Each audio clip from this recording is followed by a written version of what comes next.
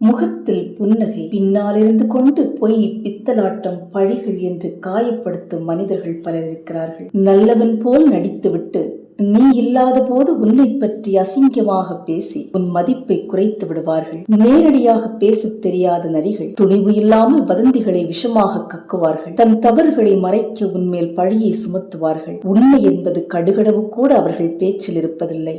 பின்னாலிருந்து குத்தி பேசி பேசி அவர்கள் நிம்மதியை அவர்களே கெடுத்துக் கொண்டிருப்பார்கள். ஆதாரமில்லாமல் வதந்திகளை பரப்புவார்கள். மக்களுக்கு உண்மையில் இருக்கும் நம்பிக்கையையும் மதிப்பையும் அடியோடு அழித்து விடுவார்கள். நல்ல உறவுகள் கூட உன்னை சந்தேகத்துடன் பார்க்கும்படி செய்து விடுவார்கள். இப்போது அமைதிதான் உன் ஆயுதம். அவசரப்பட்டு நீயும் வதந்திகளால் அவர்களுக்கு பதில் சொல்லாதே. காலம் கடந்து செல்லும் போது கலைந்து போகும் மாயைதான் வதந்திகள். காலம் அவர்களுக்கு பதில் சொல்லும். காத்திரு. முன்னால் பால் போல் பேசி நட்பு போல் நடித்து பின்னணியில் விஷத்தை கக்கிக் கொண்டே இருக்கும் மனிதர்கள் உள்நோக்குடன் அன்பாகவும் நம்பிக்கையூட்டும் வகையிலும் சுயநலத்துடன் சூழ்நிலைக்கு ஏற்றபடி பேசுவார்கள். ஒரு நாள் உனக்கு மனவலியை கொடுக்கும் வகையில் தன் உண்மை முகத்தை காட்டி விடுவார்கள். அதிகமாக யாரிடமும் பழகக்கூடாது.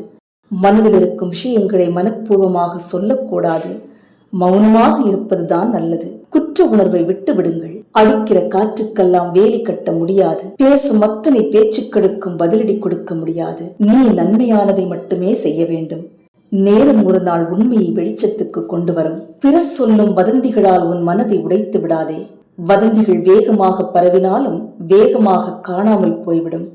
உண்மை மெதுவாகத்தான் வெளிவரும். அவர்கள் உள்ளத்தில் வஞ்சகம் இருக்கிறது என்று சங்கீதம் 28:3 சொல்கிறது. கோல் மூட்டி நெருங்கிய நண்பனை கூட பிரித்து விடுவார்கள் என்று நீதிமொழிகள் 16:28 சொல்கிறது. பெருமை கொண்டவனை தேவன் பொறுத்துக் கொள்ள மாட்டார் என்று சங்கீதம் 101:5 சொல்கிறது. மனிதனை நம்பாதே என்று மீகா 7:15 சொல்கிறது. உன் வழிகளை கர்த்தருக்கு ஒப்புவி என்று சங்கீதம் 37:5 சொல்கிறது. என் கோபத்தை உம்மிடம் ஒப்படைக்கிறேன்.